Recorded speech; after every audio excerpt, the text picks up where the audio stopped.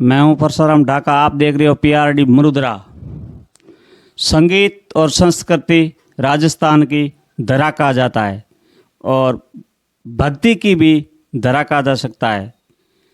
आजकल के युवा भक्ति की तरफ रुझान कुछ ज़्यादा ही नज़र आ रहा है।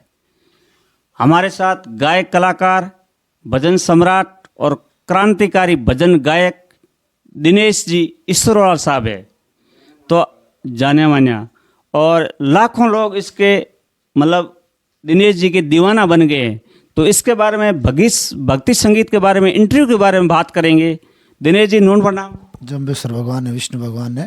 दिनेश जी, आपने जब भजन गायक के क्षेत्र में कितने वर्ष के थे जब ये काम मतलब शुरू किया था? देखिए, मैं सबसे पहले जब कम से कम 15-16 साल का था, तब मैं कथा आदि जब सुनता था तो मेरे मन में ऐसा लगता था कि मुझे भी कुछ गाना चाहिए। हर एक नागरिक, हर एक मानव का कर्तव्य बनता है कि ईश्वर ने हमें कुछ दिया है तो उसका प्रदर्शन करना चाहिए। तो मेरे मन में भी एक ऐसा था कि मैं मेरे भाव से और मेरी वाणी से कुछ लोगों तक भला करूं। तो मैं सर्वप्रथम 15-16 साल का था, तब मैंने भजन गाना शुरू कर दिया था। भजन गायक के क्षेत्र में आपने कितने वर्ष हुए काम करते हुए?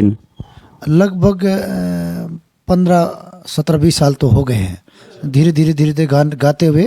लेकिन पिछले 10 सालों से मैं बड़े स्टेजों पे और काफ़ी कार्यक्रमों में मैंने भाग लिया है और मैंने अच्छी जो है पेट भी संगीत के क्षेत्र में बनाई है, जिससे राजस्थान में हर एक कलाकार की पहचान होती है।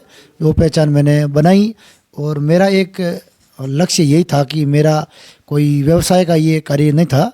मेरा खाली ये भाव और मेरी जो शौक था, एक शौक कहते हैं ना, आदमी का शौक होता है, भजन के रूप में शौक था, वो मेरा शौक था। तो मैंने ये शौक के रूप में काम किया, जिससे मेरे 36 कौम कलाकारों में मेरी आज मित्रता है, उससे अच्छी पहचान है। वही आज मेरी पूंजी है। हर व्यक्ति के कोई न कोई प्रेरणा स्रोत, आदर्श होता है, तो आपका आदर्श कौन है? देखिए, शुरू से जब मैं इस क्षेत्र में आया तो सर्वप्रथम तो मेरे गुरुजी हैं स्वामी भागीरथदास जी आचार्य जी। तो मैं उनका शिष्य हूँ और अनेक जो संत समाज में जो है, जो जिस समय के अनुसार जिसकी वाणी होती है, वो मेरे लिए सब प्रेरणा स्रोत हैं। राजस्थान का हर एक कलाकार जो है वो अपनी किसी न किसी रूप से अलग अलग पहचान होती है। जिस प्रकार मैं हमारे समाज में सर्वप्रथम जब एक लहर आई थी कलाकारों की, जिस प्रकार कृपाचार्य जी महाराज थे, उस समय भी हम भक्ति संध्या में काफ़ी समय कृपाचार्य जी के साथ में भी रहे हैं।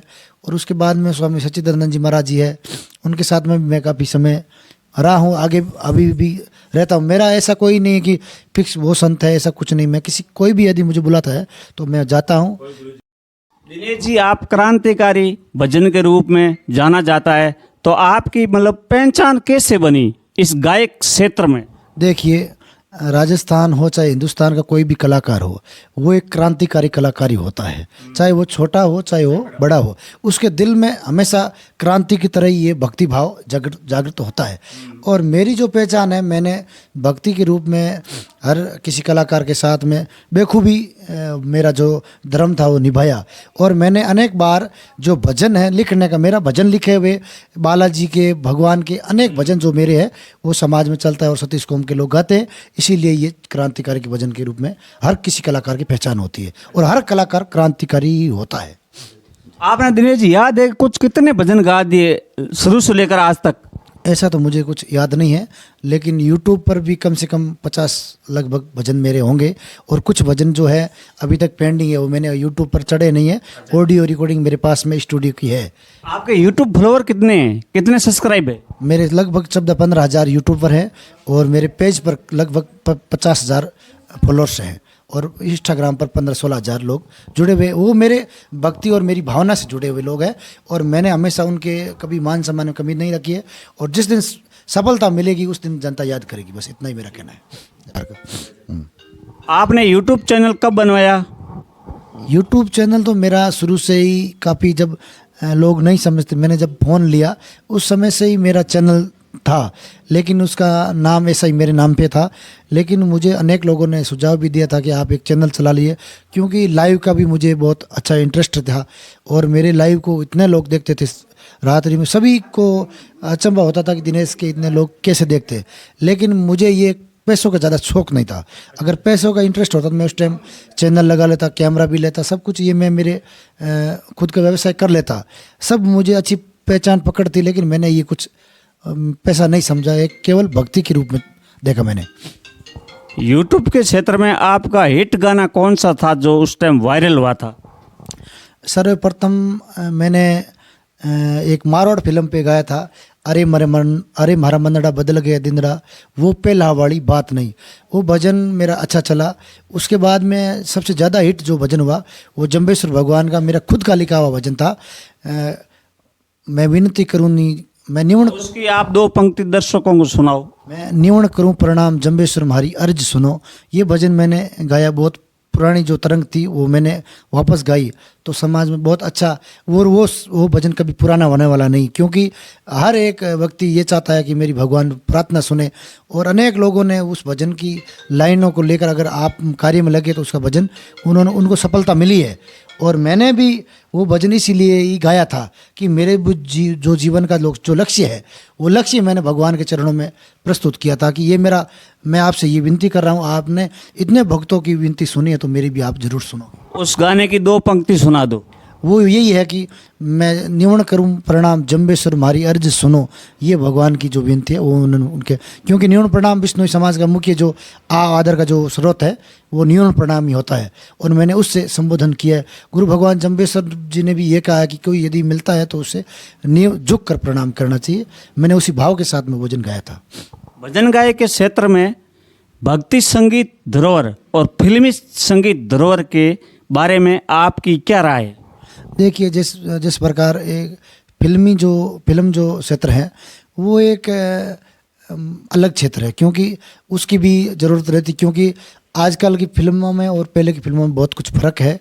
क्योंकि पहले की जो भी फिल्म होती थी वो लोगों को प्रभावित करने के लिए होती थी, लोगों को कुछ सुनाने के लिए, लोगों को कुछ बताने के लिए होती थी। आजकल तो कुछ उसमें भी बदलाव आ गया, फ़र्क है। और भक्ति जो है, ये भक्ति एक अंग है। जिस प्रकार आदमी को खुश होने के लिए कोई भी कार्य करना पड़ता, जैसे किसी के पास में भाई कार है तो उसको शौक होता है कि मेरे पास स्कॉर्पियो हो, उसी प्रकार ये भक्ति जो है, ये भक्ति बहुत कुछ सिखाती है, बहुत कुछ देती है। यदि आदमी कितना भी डिप्रेशन में है, कितना भी बड़ा है, यदि वो भक्ति के मंच पे जाएगा तो उसको साधारण सा व्यक्ति महसूस होगा कि मैं साधारण व्यक्ति हूँ। और कितना भी बड़ा कोई आदमी है, अगर संगीतकार सामने बैठा तो उसके सामने नीचे बैठेगा। ये एक भाव है, मतलब इसमें ऊंच नीच कभी होते नहीं। और आप देख लीजिए, कभी भी कोई संगीत की प्रतियोगिता होती है तो उसमें कलाकार जो होते हैं वो 2 ही सामने बैठते, बाकी सब कलाकार नीचे बैठते, क्योंकि लोगों को दर्शाने के लिए कि इसमें कोई बड़ा छोटा कुछ नहीं है, संगीतकार है जो सबसे बड़ा है। दिनेश जी, आपका अंतिम प्रश्न करूँगा। आप भजन का एक क्षेत्र में काम भी कर रहे हो और कुछ आप राजनीति के क्षेत्र में भी काम कर रहे हो, तो आप किसी पार्टी में जुड़ा हो?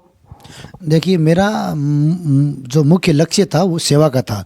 मैंने भजन के क्षेत्र में भी जब काम किया तो मेरा लक्ष्य ये सेवा का था। और उसके बाद में मेरा मन और मेरी जो भावना थी, वो भावना मेरी ये थी कि अपन किसी के रूप में अब किसी का भला कर सकते हैं, और वो भला होगा राज से, तो राज से भला होगा। तो मैंने भारतीय जनता पार्टी की सदस्यता ली और भारतीय जनता पार्टी से मैं हमेशा जुड़ा रहा। और मैंने पंचायत समिति का चुनाव भी लड़ा। जब उपचुनाव था, मैंने चुनाव लड़ा सदरी से और फतेह सागर से, तो मुझे जनता ने सहयोग दिया, वो मुझे स्वीकार था। और आगे भी जो भी जनता की अपेक्षा है और उनका जो विश्वास है उस पर मैं हमेशा सेवा करता हूँ। मैंने अभी कभी ये लालसा नहीं करी कि मुझे वोट देंगे या मैं ये काम करूँ। मैं एक सेवा के रूप में सेवा करता हूँ। जब सफलता मिलेगी तो जनता का हित जो है, जनता का जो भरोसा है, उनको मैं जीतने का प्रयास करूँगा। ये थे संगीत के क्षेत्र में काम करने वाले दिनेश जी ईश्वरवर साहब, और कुछ राजनीति के रूप में मनुष्य की सेवा कर रहे हैं और अपना धर्म निभा रहे हैं। जय राजस्थान, जय भारत।